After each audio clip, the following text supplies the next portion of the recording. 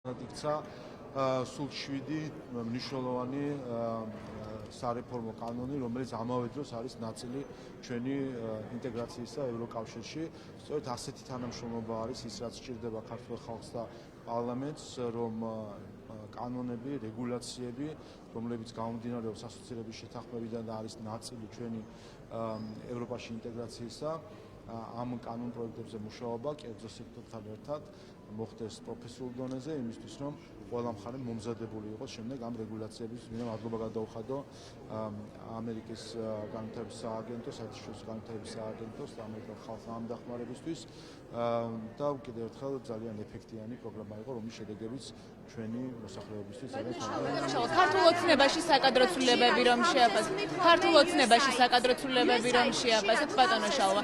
ბატონო შალვა, ქართულ ოცნებაში საკადრო ცვლილებები რომ შეაფასოთ. დააკრიტიკებს არჩევნებთან დაკავშირებით. მოვა, საუბრობენ იმაზე, რომ არა ის თვითონ არჩევნების დღე, არამედ წინა დღეებში, წინასწარ მოხდება გაყალბება, ვიცით რომ შევხვდით სადამოუკიდებლო კომისიასაც, აი ამ ფარგლებში, როცა ასეთი ადამიანები ჩამოდიან, რამდენად რეალური ახლა ოპოზიციის ეს კრიტიკა. რაც შეეხება ოპოზიციას, უპირველეს ყოვლისა, ეს არის ქართველი ხალხის გამარჯვება, რომ ოპოზიციამ შეწყვიტა საუბარი არჩევნების დღესთან დაკავშირებით. თქვენ გახსოვთ, რომ ამაზე ქონდა თქვენ მთელი სპეკულაციები აწყობილ, ჩვენ დიდი მუშაობა დაგჭირდა იმისთვის, რომ მოგვეფიქრებინა ისეთი სისტემები, რომელიც ყველანაირ საბაბს მოუწევდა ოპოზიციას სპეკულაცია მოეხდინა და ხედავთ, რომ ვეღარც კი საუბრობენ არჩევნების დღეზე, მარტო ის ნაბიჯი, რომ ელექტრონული თვალების შემოვიღეთ, ამ დისკუსიას ყველაფერს დაუსვა წერტილი. რაც შეეხება წინასაარჩევნო გარემოს, ეს ჩვენი უპირველესი ინტერესი არის, რომ წინასაარჩევნო გარემო იყოს 7, ქართული ოცნება მომავალ არჩევნებს იგებს, ამიტომ ჩვენი ინტერესი არის, რომ საბაბიც კი არ კონდეს რადიკალურ ოპოზიციას, რომ გაიმეოროს იგივე, რასაც გააკეთა 2016-ში, 2020-ში, როდესაც ბოიკოტს უცხადებდა შედეგებს. ამიტომ უპირველეს ყოვლისა ეს არის ჩვენი ინტერესი. დღეს მე მქონდა შეხვედრა NDI-ის ძველადიან დამკვირვებლების მისიასთან, მათ შორის ჰქონდა ამ საკითხებზე საუბარი და დარწმუნებული ვარ და მნიშვნელოვანი არის სწორედ ასეთი მისიები, რომლებიც დააზღვევენ იმას, რომ რადიკალური ოპოზიცია მათთან დაკავშირებული ეჯებმა დეზინფორმაციით არ გააკეთონ იგივე, რასაც აკეთებენ 2016-წელს. ქართულ ოცნებაში განხორციელებულ საკადრო ცვლილებებთან დაკავშირებით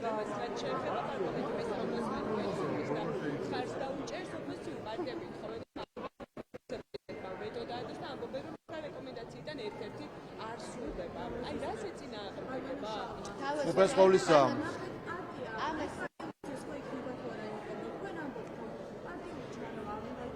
პარტია ლილოს პოლიცაბჭოს წევრიც არის ბატოშალა ცესკოს თავმჯდომარის მოადგილის პოზიციას.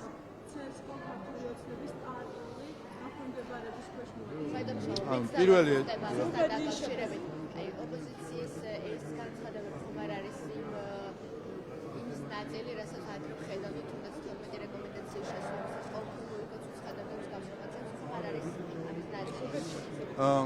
უპირველეს ყოვლისა, ფაქტი აბსოლუტური სისულელია ერთ პარტიულობაზე საუბარი, მაშინ როდესაც ცესკოში 17 წევრიდან 8 თუ 9 არის პარტიების წარმომადგენლები და აქედან ერთის გამოკლებით დანარჩენი ყველა ოპოზიციური პარტიის წარმომადგენლები არიან, ხო? ქართულ ოცნებას ყავს 17-დან 1 წარმომადგენელი, ხოლო ოპოზიციას 7 თუ 8 წარმომადგენელი ყავს პარტიული ხაზით. ამიტომ ამ სისულელებს რომ საუბრობენ, ეს ერთი საკითხი. მეორე, რაც შეეხება ოპოზიციურ მოადგილეს, ეს სერიოზული საკითხია. უპირველეს ყოვლისა, არაფერი ამ ცვლილებით ოპოზიციურ მოადგილისთვის, ეხლა ვინც არის ლელოს პოლიცაბჭოს წევრი, არაფერი არ იცვლება.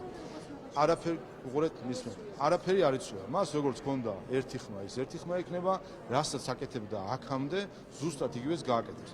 ერთადერთი, რაც ეწერა ამ კანონში სამწუხაროდ ისიც და ასეთი პრეცედენტი არსად არ არსებობს, ეწერა, რომ ამ მოადგილეს პარტიას ჰქონდა ჩასაფრებული მოადგილის პოზიცია.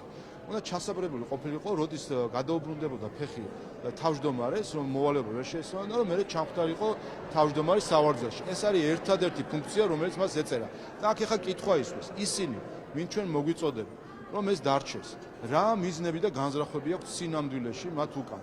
რა ჩანაფიქრი არის, რომ იმედოვნებენ, რომ რამენაირად იქნებ ჩამოიცილონ არჩეული თავმჯდომარე და ლელოს პოლიცსაბჭოს ჩაატარებინონ არჩევნები. აი ეს ეჭვები ჩდება უკვე ნელ-ნელა, რაც უფრო მეტად ხედავთ, რომ თავარი მიზანი მათი არის, რომ შეინარჩუნონ ეს მოადგილის თანამდებობა, რომელიც თავისუფლ არაფერ დამატებით ფუნქციას არ ითვალისწინებს, ერთადერთი ეს ჩასაფრებული მოადგილე, რომელიც ელოდება რამე დაემართოს ცესკოს თავმჯდომარეს, რომ ის გახდეს თავმჯდომარე და უკვე ეჭვები ჩდება სერიოზული, რომ რაღაცა გეგმები იხლარდებოდა იმისთვის, რომ არჩევნები ოქტომბერში ჩაეტარებინა ლელოს პოლიცსაბჭოს თავმჯდომარეს. აქ ერთ რამე კიდევ მინდა ხაზი გაუსვა, რაც შეეხება დამკვირვებლებს, ადგილობრივ დამკვირვებლებს. ის რომ პარტიული წარმომადგენელი ამავე დროს არის პოლიცსაბჭოს წევრი გახდა და არის ჩვეულებრივი პოლიტიკური სახე, ეს არის საარჩევნო კოდექსის დარღვევა.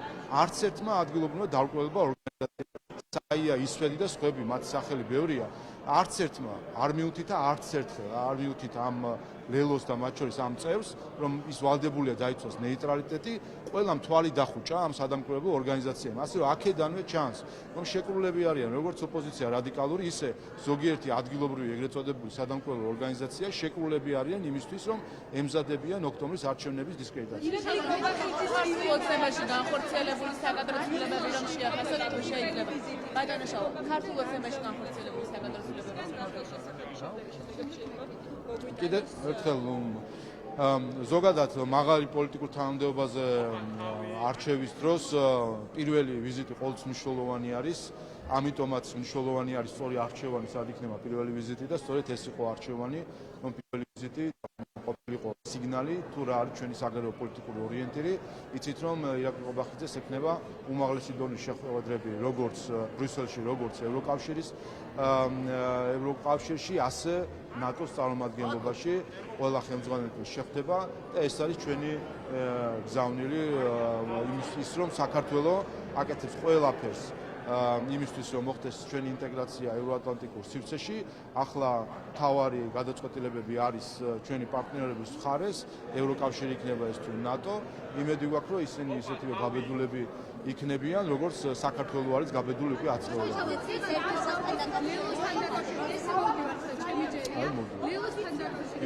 იპასუხებ ყველას.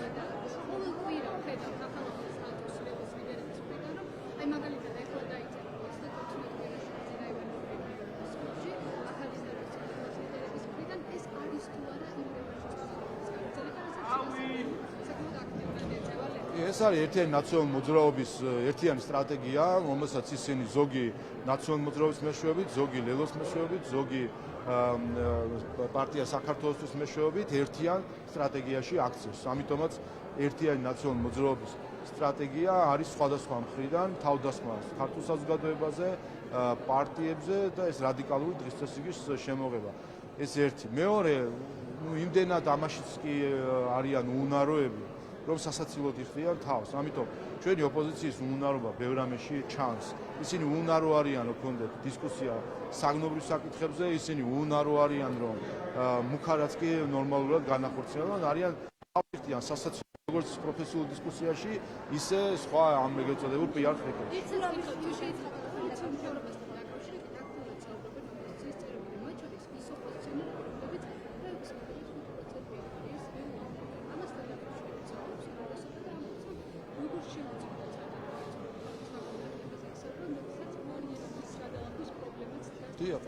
ანუ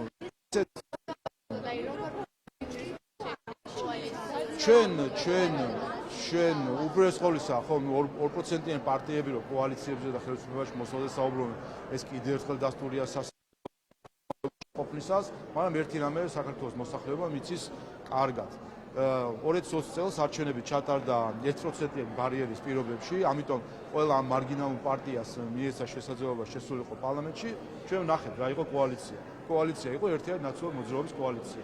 ეს ჩვენ პრაქტიკაში ნანახი გვაქვს, რომ ერთადერთი კოალიცია რაც კი არსებობს, ეს არის ერთიანი ნაციონალური მოძრაობა, რომლის შემადგენლობაში არიან ლელოც, სტრატეგია აღმაშენებელიც და სხვა ეს პარტიები, რომლებიც ვითომ ცალკე გამოდიან, სინამდვილეში არიან ერთი საერთო ოჯახის წევრი. ამ ოჯახმა რა საქართველოში 2012 წლამდე ჩვენ ვნახეთ. ქართულ ოცნებაში არსებული საკადრო ცვლილებები რომ შევაფასოთ. ძალიან ბევრჯერ დავუშვებო, მეც შეგვითხრა და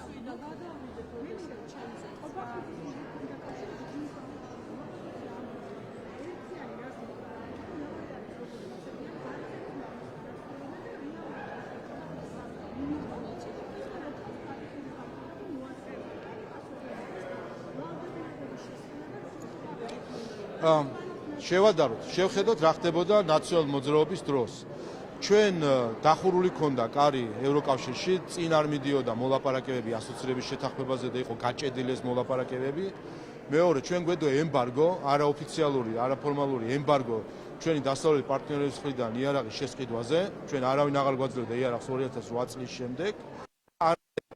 საქართველოს იყო დემოკრატიის და ადამიანის უფლებების მხრივ იყო ჩამორჩენილი მაჩვენებელი. ქართულმა ოცნებამ შეძლო ის, რომ ხელი მოაწერა და შეათანხმა ასოცირების შეთანხმება, მიიღო ვიზა ლიბერალიზაცია, მიიღო თავისუფალი ვაჭრობის სივრცე, მიიღო კანდიდატის სტატუსი, მიიღო განსაკუთრებული პარტნიორის სტატუსი ნატოსთან. ეს ყველაფერი არის არა საუბარი, არამედ მიღწევები.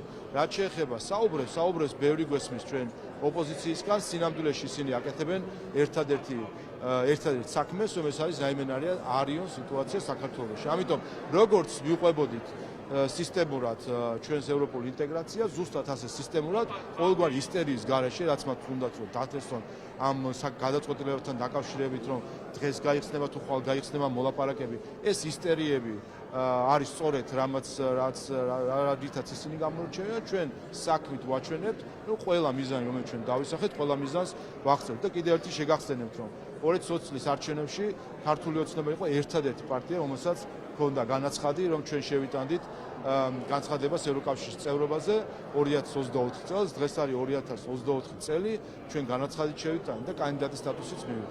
საერთაშორისო დაკავშირებით განსაკუთრებით გააკეთდა ქართული ოცნება ლელოსთან დაკავშირებით ბოლო პერიოდში ყოველი მეორე განცხადება ამ პოლიტიკურ პარტიას ეძღვნება და თავარი ცდელობა არის, რომ წარმოაჩინოთ თითქოს ლელო უდრის ნაციონალურ მოძრაობას.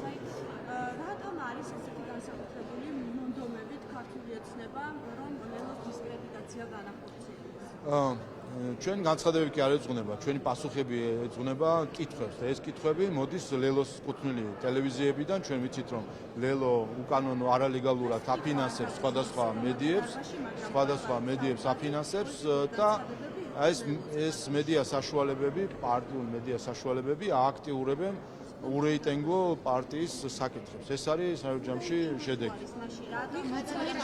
ვიღაცაზე ხომ უნდა ვილაპარაკოთ, რა ვქნათ, ჩვენთან ყველა ოპოზიცია ურეიტინგოა და მაშინ საერთოდ არავის არ უნდა ვილაპარაკოთ და რახან პოლიტიკური საკითხები არის ხოლმე, კითხვების დაისხვის ხოლმე, ამიტომ გვიწევს პასუხი, თორემ საგნობრივ შინაარსის მქონე საკითხებზე საუბარი გვირჩევნია, თუნდაც საუბარი იმაზე, რომ შოუთან დაკავშირებით რაც იყო აგროვებული დეზინფორმაციული კამპანია სამარცხვინო აბსოლუტურად გაეცა, რომ ყველა ამ კითხვას პასუხი გაეცა და ის ადამიანები, მათ შორის თავს ჟურნალისტს რო უწოდებენ, თბილისში გულისხმობ ახლა, რომელმაც სტიქიის დღეებში პანიკას აწყობდა ტყუილებით და შემდეგ სამწუხაროდ ევროკავშირის კონკურსში ფინალშიც კი გავიდა საგამოძიებო ჟურნალისტიკის კატეგორიაში სტატია, რომელშიც ეწოდა ტყუილები. ეხლა ევროკავშირის კონკურსში რომ ფინალამდე აღწევს ასეთი სახის სტატია ეს ხომ არ არის უბრალოდ ტყუილი, ამის მიზანი იყო პანიკის დაცესვა საზოგადოებაში, განსაკუთრებით სტიქიის დღეებში, ისტერიის შექმნა და ხელისუფლების წინააღმდეგ ადამიანების განწყობა.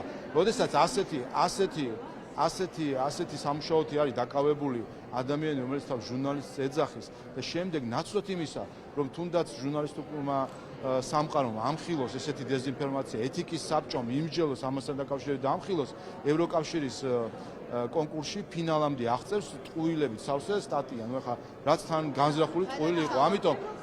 ამიტომ მე ახლა ხო და ამიტომ მე მაგ მოლოდინი რომ ყოველ ამიტომ მე მაქვს არის თუ კი განზრახვა იყო რომ ტყუილებით სავსე სტატია ყოფილიყო კონკურსის ფინალში, ყველაფერი ის რომ წინასწარ იყო ცნობილი ლექსტიკი იქნებოდა იყო ის რომ თითქოს წლები იყო ცნობილი ლექსტიკი იქნებოდა იყო ტყუილი, ის რომ მდინარე იყო დაგუბებული დღეების განმავლობაში იყო ტყუილი, ის რომ ჯებირების კონსტრუქცია ყოფილიყო გადაარჩენდა სიცოცხლეს იყო ტყუილი, ყველაფერი რაც კი იქ იყო თითქოს იყო ყველაფერი ტყუილი და როდესაც ესეთი ტყუილი სტატია ევროკავშირის ორგანიზებულ კონკურსში გადის ფინალამდე, ფიქრობ რომ მნიშვნელოვანია განმარტება გაკეთდეს, რა ხდება, ვინ იყო იქ კომისიაში და რამდენად იღებს პასუხისმგებლობას ევროკავშირი ასეთ კონკურსებში. ბატონო, ქართულ ოცნებაში ბატონო, ჩემი ჯერი იყო ქართულ ოცნებაში განხორციელებული საკადრო ცვლილებები არ შეგვიფასებია. ქართულ ოცნებაში განხორციელდა რამდენიმე საკადრო ცვლილება და რომში. დიახ, იცით რომ იქიდან გამომდინარე რომ ირაკლი კობახიძე, ირაკლი ჩიქოვანი გადავიდნენ აღმასრულებელ ხელისუფლებაში, ჩვენ გუშინ უმრავლესობის ცნობაზე ქონდა მსჯელობა, უმრავლესობის ლიდერი გახდა მამუკა მდინარაძე, ულოცავ მასთან ნამდვილად დარწმუნებული ვარ რომ ის ძალიან სერიოზულ როლს შეასრულებს როგორც უმრავლესობის შეკრულობისთვის, ისე ოპოზიციასთან ურთიერთობის მხრივაც, ასევე ფრაქციის თავმჯდომარე გახდა რატი იონათანიშვილი და შესაბამისად იცით რომ ვიცე-სპიკერზე და კომიტეტის თავმჯდომარეზე გვექნება ხვალ კენჭისყრები და ამით კიდევ ერთხელ გაძლიერდება ჩვენი ნიკას სამხარაძე საუბრობს იმაზე რომ ნაციონალური მოძრაობის მინისტრები აგროვებენ ხელმოწერებს მიხეილ სააკაშვილის შეწყდებასთან დაკავშირებით რატომ გახდა ახლა ეს თემა აქტუალური ისევ და ხომ არ ფიქრობთ რომ ზურაბიშვილი გადაუხევს თავისი თქოს არას და არასდროს ოპოზიციამ როგორც თქვა ნავალნის შემდეგ წამოვიდა ეს თემა რადგან ისევ ხის წესრიგში თქვენ რომ შეაფასოთ რა თუ გახდა ეს ანუ ეს კინო უკვე ჩვენ ნანახი გვაქვს დიდი ხანია და ვიცით მათ შორის საიდან მოდის დაკვეთა, რომელი ხაზები მუშაობს, რომელი ლობისტები მუშაობენ, რა ჯდება ეს ყველაფერი ქართულმა საზოგადოებამ იცის იმის წყალობით რომ ამერიკაში მოქმედებს რუსული კანონი. ჩვენთან რომ მოქმედებდეს ამერიკული კანონი, რომელსაც ეძახიან რუსულ კანონს, ჩვენ ამას უფრო ადრე გავიგებთ. მას სამწუხაროდ ეგეთ რაღაცებს ვერ ვიღებთ, უმალავებთ ჩვენ საზოგადოებას ამერიკაში მოქმედი რუსული კანონის მეშვეობით, ჩვენ ამ ყველაფერს ვიგებთ და ეს კიდევ ერთი მცდელობა არის სამარცხვინო სამწუხაროდ მცდელობა, რომ კრიმინალი დაიხსნან სამართლიანი სასჯელისგან. სალომე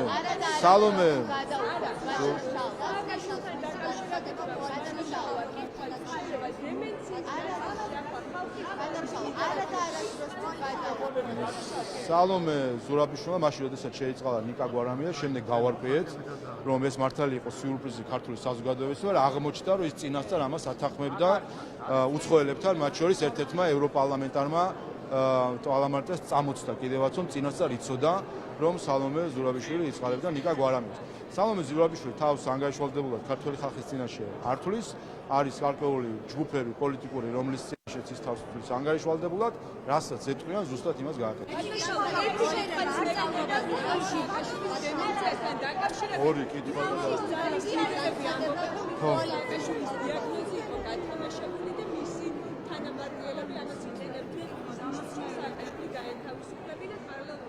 მართალი გუნდის ლიდერები ამბობენ, რასაც რომელსაც ოპოზიცია